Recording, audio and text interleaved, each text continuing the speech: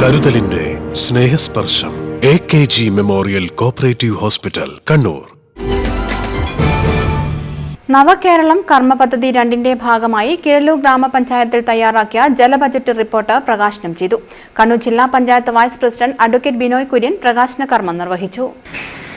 വളരെ വ്യത്യസ്തമായിട്ടുള്ള ഒരു പ്രവർത്തനമാണ് ഇതിലൂടെ പഞ്ചായത്തിൻ്റെ മുൻപിൽ നമ്മളെല്ലാം ചേർന്ന് പ്രവർത്തിക്കാൻ വേണ്ടി പോകുന്നത്.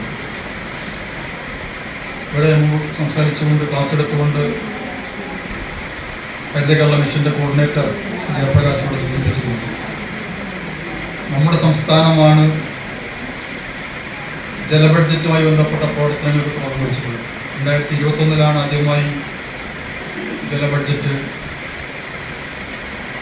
ഏതാണ്ട് 15 ബ്ലോക്ക് പഞ്ചായത്തുകളും 94 വരുന്ന ഗ്രാമപഞ്ചായത്തുകളും ജലബഡ്ജറ്റ് തയ്യാറാക്കി. നമ്മുടെ ജില്ലയിൽ ധർമ്മടം മണ്ഡലം സമ്പൂർണ്ണ ജലബഡ്ജറ്റ് തയ്യാറാക്കി കഴിഞ്ഞിരിക്കുകയാണ്.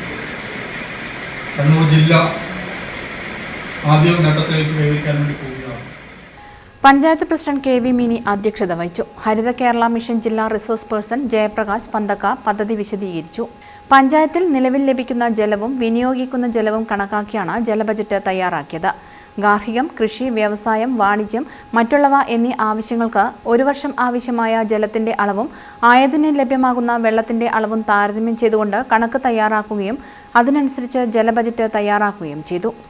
Panchayat vice president K Anilkumar, panchayat സ്ഥിരം സമിതി അധ്യക്ഷന്മാരായ KV Sheeja, K Manoharan, PK Jisha, ward member Rakshana, ആസൂത്രണ സമിതി ഉപാധ്യക്ഷൻ KK പ്രഭാകരൻ, ഗ്രാമപഞ്ചായത്ത് secretary S Aji, health inspector AN Dijil എന്നിവർ സംസാരിച്ചു.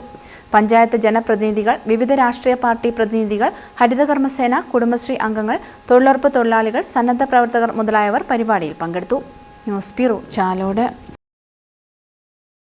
ജില്ലയിലെ ഏറ്റവും മികച്ച സമാന്തര വിദ്യാഭ്യാസ സ്ഥാപനമായ കേരള കോളേജ് വിജയകരമായ 33ാം വർഷത്തിലേക്ക് UGC അംഗീകൃത യൂണിവേഴ്സിറ്റി കോഴ്സുകളിലേക്ക് അഡ്മിഷൻ തുടരുന്നു. കേരള കോളേജ്, പുതിയ ബസ് സ്റ്റാൻഡ്, ഇരിട്ടി.